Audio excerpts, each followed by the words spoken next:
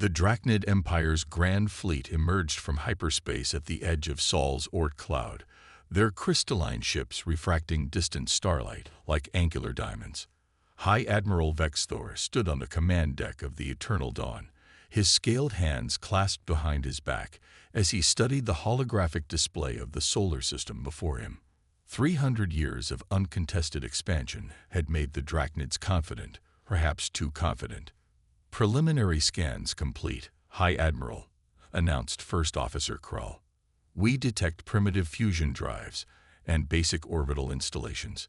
These humans appear to be a pre-spacefaring civilization, barely able to reach their own satellite." Vexthor's facial ridges lifted in what passed for a smile among his species. "Perfect. Another easy annexation for the Empire. Prepare the standard ultimatum broadcast." But Second Science Officer Mira, a younger Drachnid with a reputation for thoroughness, stepped forward with uncharacteristic hesitation. "Sir, there's something unusual in these readings. Their energy signatures don't match their apparent technological level. And their orbital patterns." She trailed off, mandibles clicking nervously. "Speak freely, Officer Mira," Vexthor commanded, though his tone suggested impatience. "Their satellites and stations appear deliberately positioned to look primitive, sir, but the power fluctuations suggest something far more sophisticated underneath. I recommend a more detailed scan before." "Enough," Vexthor cut her off. "I've conquered 17 systems, and I know a primitive species when I see one. Their pitiful attempts at deception won't save them. Launch the first wave." As the Drachnid fleet moved deeper into the solar system, they maintained their perfect formation, a testament to their military precision. Their sensors swept ahead, detecting the scattered human defensive platforms that appeared to be little more than primitive missile launchers and basic energy weapons. What they failed to notice was that each human installation was transmitting vast amounts of data back to Earth through quantum channels invisible to Drachnid technology. In the depths of humanity's underground command center beneath the Himalayas, Fleet Admiral Sarah Chen watched the approaching armada with grim satisfaction. "They've taken the bait," she announced to her staff. "Operation Trojan Horse is proceeding exactly as planned." "Are the Ghost Fleet squadrons in position?" "Yes, Admiral," her XO confirmed. "All 97 ships are maintaining quantum silence, cloaked and waiting. The enemy hasn't detected a single one." Chen allowed herself a small smile. The Drachnids weren't the first alien empire to mistake humanity's carefully crafted appearance of technological backwardness for reality. They wouldn't be the first to regret it either. "Let them get closer," she ordered. "Wait until they've committed their full fleet past the Jupiter defense line. We only get one chance at this." The Drachnid fleet pressed forward, their confidence growing with each passing moment. They encountered only token resistance from the seemingly primitive human defenses, exactly what they expected from a species that had barely mastered spaceflight. "High Admiral," Mira spoke up again, her voice tense. "The humans' defensive responses are too precise. Their targeting algorithms are compensating for our evasive patterns faster than should be possible with their level of technology." Vexthor waved away her concerns. "They're simply lucky. Probably using basic prediction software. Continue the advance." But Mira wasn't the only one noticing discrepancies. The Drachnid gunners were reporting unusual difficulties landing direct hits on human installations. The primitive stations seemed to move just slightly faster than their targeting systems predicted, always managing to be just barely out of the way of their most powerful weapons. As the last Drachnid ship crossed the orbital path of Jupiter, Admiral Chen leaned forward in her command chair. "They're in position. Signal the Ghost Fleet. Execute Operation Pythagoras." Suddenly, space itself seemed to ripple around the Drachnid fleet. Where there had been empty void moments before, dozens of sleek human warships materialized, their quantum phase drives allowing them to shift back into normal space from their hidden dimension. They had been there all along, invisible not through any form of technological cloaking, but by existing slightly out of phase with regular spacetime. The trap was sprung, and the true face of human military technology was about to be revealed. High Admiral Vexthor's last thought, before the first wave of quantum torpedoes struck his flagship, was that perhaps he should have listened to Officer Mira after all. Chaos erupted across the Drachnid fleet as human warships materialized around them in a perfect three-dimensional enclosure pattern.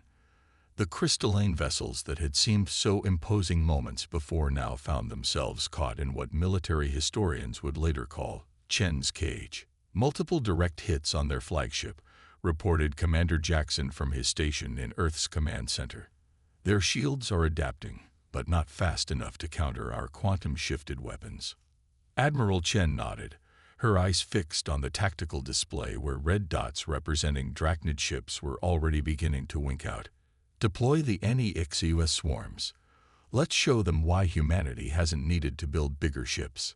Throughout the solar system, what the Drachnids had dismissed as primitive satellites suddenly burst open, releasing clouds of tiny autonomous craft no larger than ancient Earth fighter jets. These NEXUS units moved with impossible precision, their quantum AI cores processing combat data faster than organic minds could comprehend. On the Eternal Dawn's bridge, now sparking from multiple hits, High Admiral Vexthor struggled to understand what he was seeing. Impossible. Their ships are using technology that shouldn't exist in this sector. We monitored their communications, their energy signatures. Sir, Officer Mira interrupted, her scales pale with fear. Those weren't their real communications. Everything we detected was a carefully crafted deception. These humans, they'd been watching us watching them. The NEXUS swarms demonstrated this truth with devastating efficiency. Each tiny craft carried a quantum probability engine, allowing it to calculate and execute the mathematically optimal attack vector for every shot.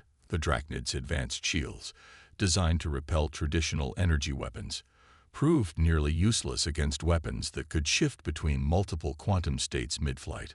Status report, Chen demanded, her voice steady despite the enormity of what was unfolding.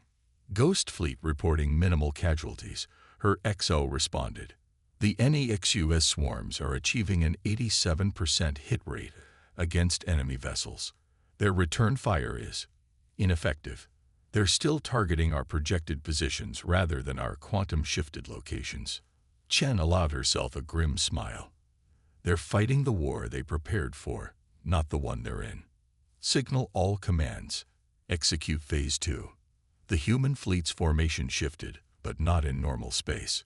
Their quantum drives allowed them to partially exist in multiple positions simultaneously, creating a devastating crossfire effect that seemed to violate the laws of physics as the Drachnids understood them. On the Eternal Dawn, Officer Mira worked frantically at her console, trying to make sense of the readings. High Admiral, their technology. It's not just advanced, it's fundamentally different from anything in our database. They're not even fighting in the same dimensional plane we are. Vexthor, his pride crumbling as fast as his fleet, finally began to understand. The humans hadn't just hidden their true capabilities. They had engineered every piece of information the Drachnid Empire had gathered about them. Every scan, every intercepted transmission, every observation had shown exactly what humanity wanted them to see. All ships, emergency retreat, he ordered, but even as the words left his mouth, he knew it was too late. The human fleet had positioned itself in quantum-shifted space in such a way that any attempt to enter hyperspace would result in fatal interference patterns. A remarkable strategy, commented Admiral Chen's XO as they watched the Drachnids' desperate attempts to escape. We spent decades appearing weak, knowing it would eventually attract the attention of an empire like theirs. Chen nodded. Humanity learned long ago that the best way to win a war is to choose the battlefield and the terms of engagement. The Drachnids came expecting to find a primitive species taking its first steps into space. Instead, they found a civilization that had mastered the quantum nature of reality itself. As the battle continued, the true extent of humanity's technological advancement became clear. The NEXUS swarms moved with increasing efficiency, their quantum AI cores learning and adapting to every Drachnid counter-strategy in real time. The Ghost Fleet ships demonstrated maneuvers that seemed to ignore conventional physics, appearing to be in multiple places simultaneously or shifting between positions without crossing the space between them.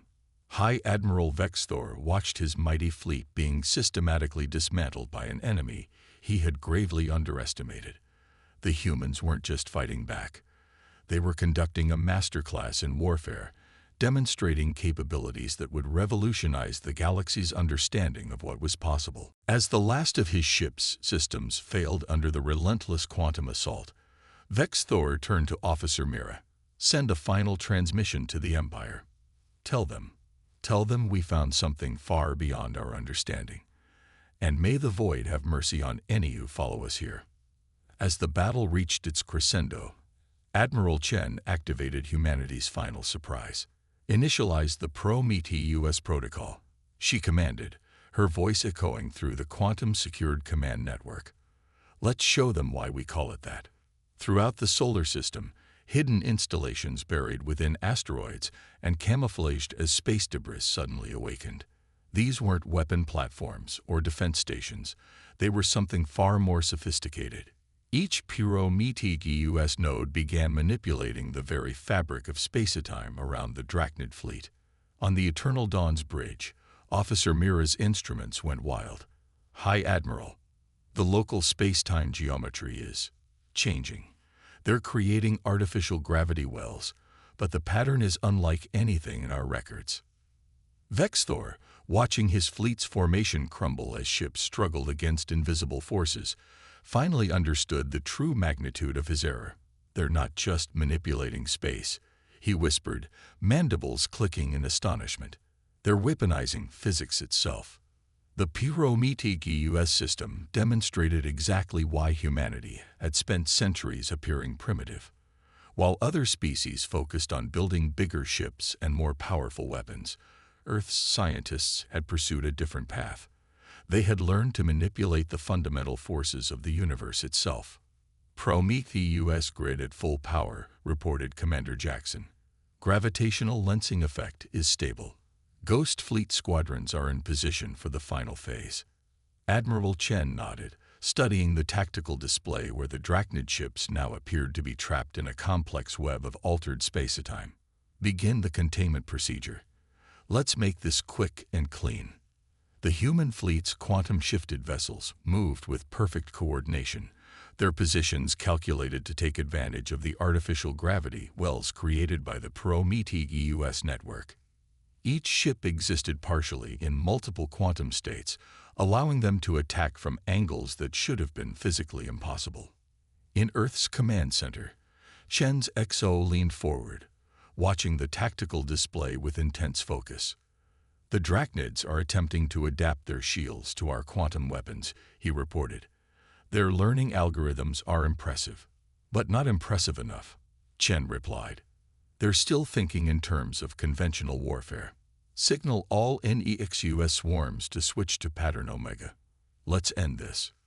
The autonomous craft responded instantly, their quantum AI cores implementing new attack protocols faster than any organic crew could react. The swarms began moving in patterns that seemed random at first glance, but were actually calculated to exploit the gravitational distortions created by Prometheus. On the Eternal Dawn, Officer Mira watched in fascination as her sensors tried to make sense of what was happening. "High Admiral, the human weapons, they're using the gravitational distortions to multiply their attack vectors. Each shot exists in multiple quantum states until impact, making them virtually impossible to intercept." Vexthor, his proud bearing now replaced by grim acceptance, could only watch as his fleet's defenses were systematically dismantled. The humans weren't just winning the battle, they were rewriting the rules of space combat itself. "Their technological achievement is beyond anything we imagined," Mira continued, her scientific curiosity evident even in defeat. "They must have spent centuries developing these systems, all while maintaining the illusion of technological inferiority. Not just developing the technology, Vexthor replied, understanding dawning in his eyes. They were waiting, watching, learning how other species fight, how they think, how they wage war. Every primitive satellite we detected, every seemingly outdated defense platform, was part of their observation network. The Provoked US system continued its work, creating a complex network of gravitational distortions that turned normal space into a deadly maze.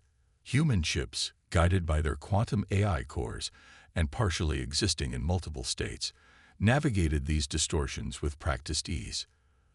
The Drachnid fleet, trapped in conventional space, found their most advanced evasive maneuvers rendered useless. Final containment phase complete, announced Commander Jackson. All enemy vessels are now within the Provoked US field. Admiral Chen stood, her posture straight but not rigid. Signal the Drachnid flagship. Let's see if they're ready to discuss terms. As the quantum-encrypted channel opened, Chen allowed herself a moment of reflection.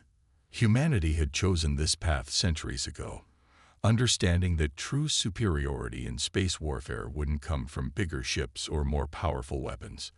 It would come from fundamentally changing the nature of combat itself. The quantum-encrypted channel crackled to life, connecting the command centers of two civilizations that had fundamentally misunderstood each other. Admiral Chen's holographic image appeared before High Admiral Vexthor, her calm demeanor a stark contrast to the chaos surrounding his flagship. High Admiral, Chen began, her voice carrying no trace of triumph or mockery. Your fleet is contained within our Provoked US field. Further resistance will only result in unnecessary loss of life. I'm offering you a chance to save your crew. Vexthor stood rigid, his scales reflecting the emergency lighting that now illuminated the Eternal Dawn's bridge. You've orchestrated this entire encounter, haven't you? From the moment we entered this sector. Long before that, actually, Chen replied. We detected your early scout drones decades ago. Every piece of information they gathered was carefully curated by us. We've been preparing for this meeting since before I was born. Officer Mira stepped forward, her scientific curiosity overriding protocol. Your quantum technology, the Provoked US system. How did you develop all this while maintaining such perfect secrecy? A small smile crossed Chen's face. We learned early in our development that the galaxy was full of powerful civilizations. Rather than rush to announce our presence, we chose to watch and learn. Every aggressive empire, every conquest, we observed taught us what not to do. As if to emphasize her words, the Provoked US field shifted, creating new patterns of gravitational distortion that further restricted the Drachnid fleet's movement. The NEXUS swarms maintained their precise formation, their quantum AI cores calculating countless possible scenarios per second. Your empire expands through force because it's the only way you know, Chen continued. You see new civilizations as either threats to be eliminated or resources to be consumed. We chose a different path. We advanced our technology not to conquer, but to ensure that we would never be conquered. Vexthor's mandibles clicked in agitation. You could have shared this technology, joined the greater galactic community. Instead, you hid in the shadows, deceiving everyone. Would your empire have peacefully shared its advanced technology if the situations were reversed? Chen asked, though they both knew the answer. We've seen how the strong treat the weak in this galaxy, so we made sure that by the time anyone discovered our true capabilities, it would be too late to stop us. The tactical displays showed the final movements of the battle. The Ghost Fleet had positioned itself in a complex three-dimensional pattern, their quantum-shifted states creating an impenetrable barrier. The NEXUS swarms had achieved total coverage of all possible escape vectors. The Provoked US field is now at maximum stability, Commander Jackson reported. We can maintain this containment indefinitely. Chen nodded, then turned her attention back to Vexthor. You have a choice, High Admiral. You can order your fleet to stand down, and we can discuss terms that will ensure both our civilizations benefit from this encounter. or you can force us to demonstrate exactly why we spent centuries preparing for this moment. On the Eternal Dawn's bridge, Officer Mira analyzed the sensor readings with growing amazement. "Sir, the gravitational distortions, they're not just a weapon. They're a demonstration. They're showing us what they could do to our entire empire if they chose to." Vexthor understood the implication. The same technology that now held his fleet captive could be used to manipulate spacetime on a much larger scale. Humanity hadn't just developed advanced weapons, they had mastered forces that could reshape the galaxy itself. "And what terms would you propose, Admiral Chen?" Vexthor asked, his voice carrying the weight of his responsibility to both his crew and his empire. "First, a complete exchange of technological information," Chen replied. "Not weapons technology, but medical advances, environmental restoration techniques, sustainable energy systems. We've observed your empire long enough to know that you've made remarkable progress in these areas." The offer surprised Vexthor. "You would share knowledge with us after we attempted to invade your territory." "This encounter was inevitable," Chen explained. "We chose to control when and how it happened.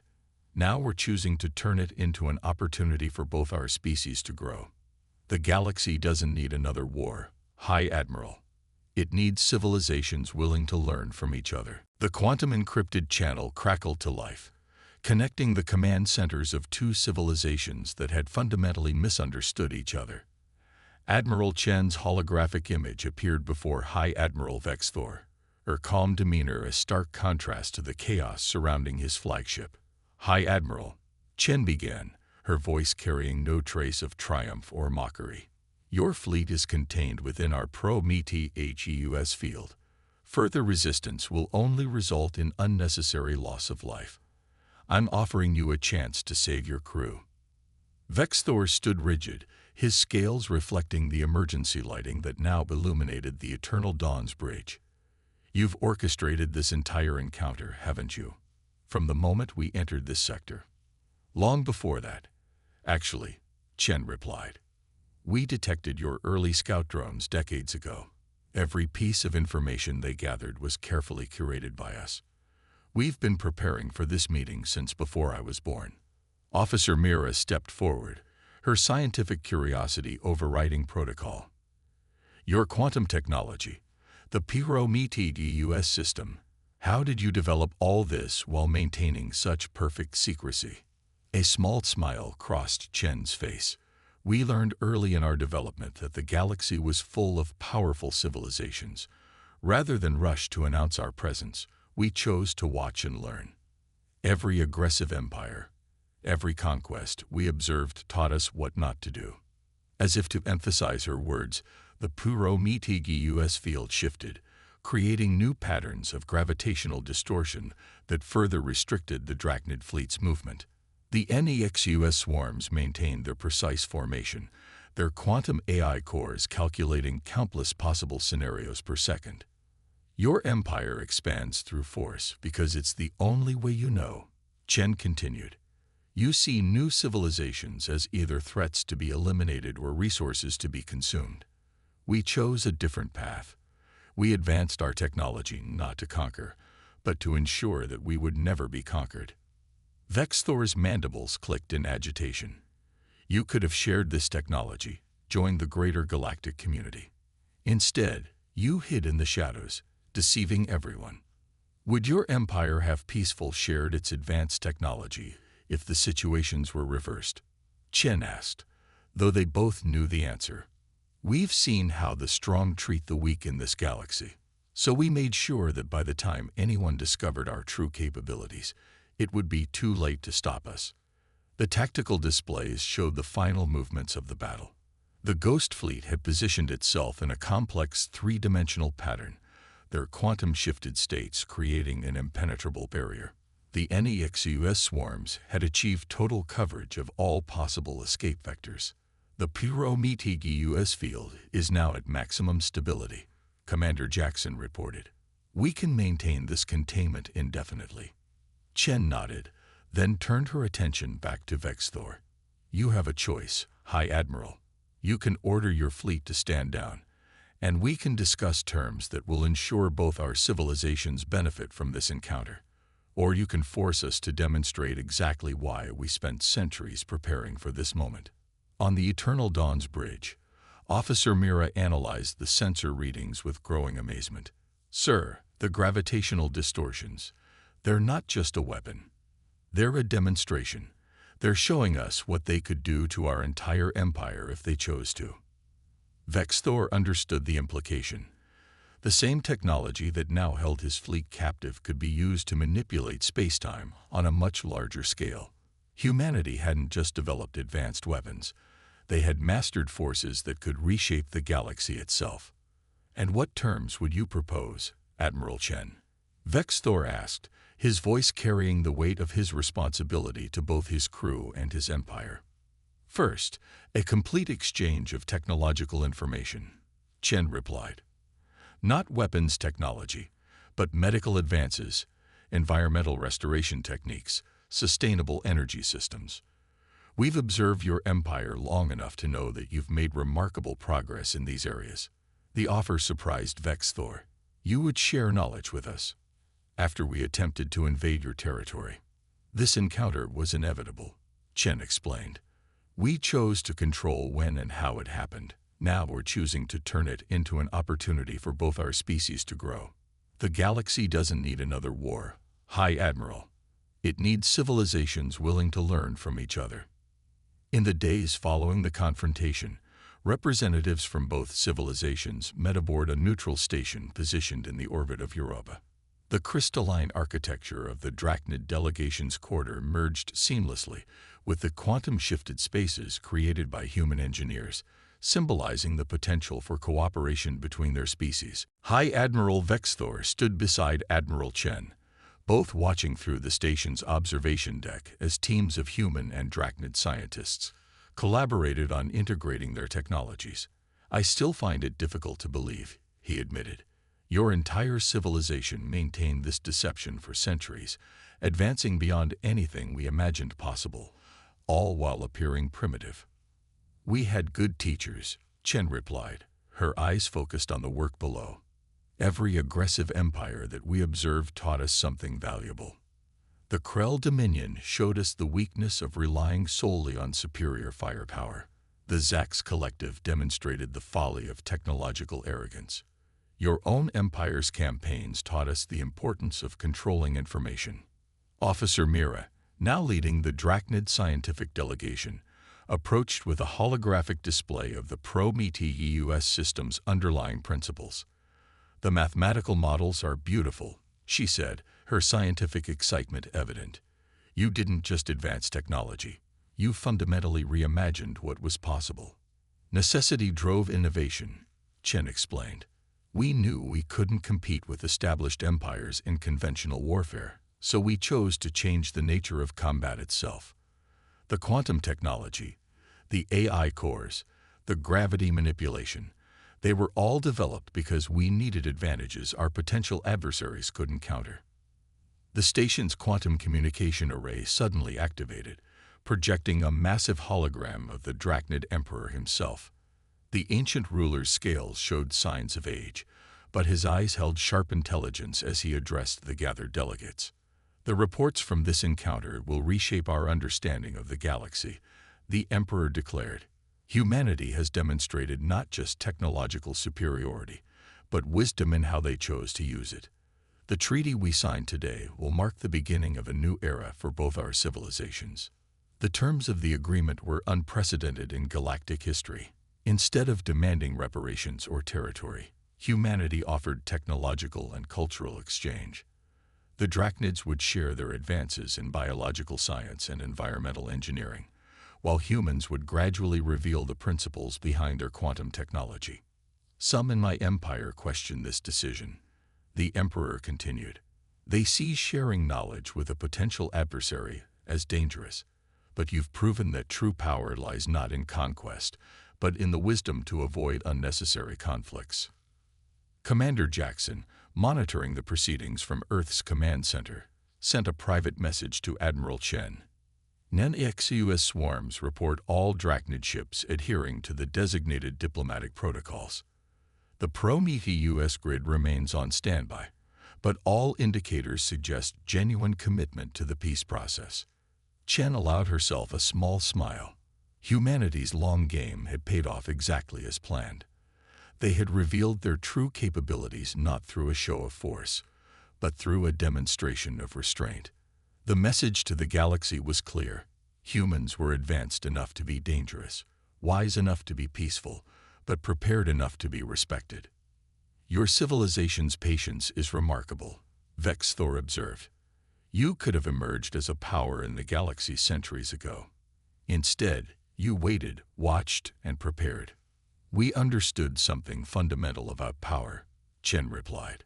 True strength isn't about having the most advanced weapons or the largest fleet. It's about having options. By hiding our capabilities, we maintain the ultimate option, choosing the time and manner of our revelation to the galaxy.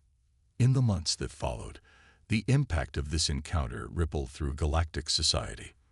Other empires, learning of humanity's hidden advancement, scrambled to reassess their own positions.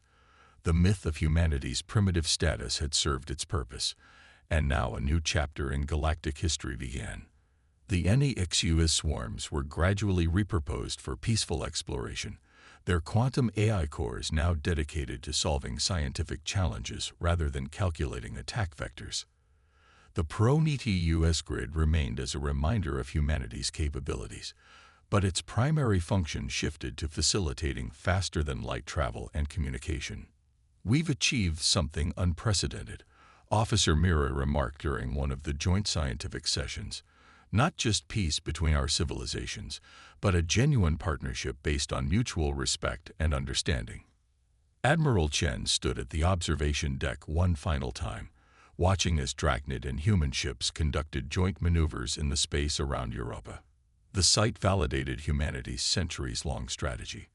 True victory didn't come from defeating an enemy, but from transforming them into allies.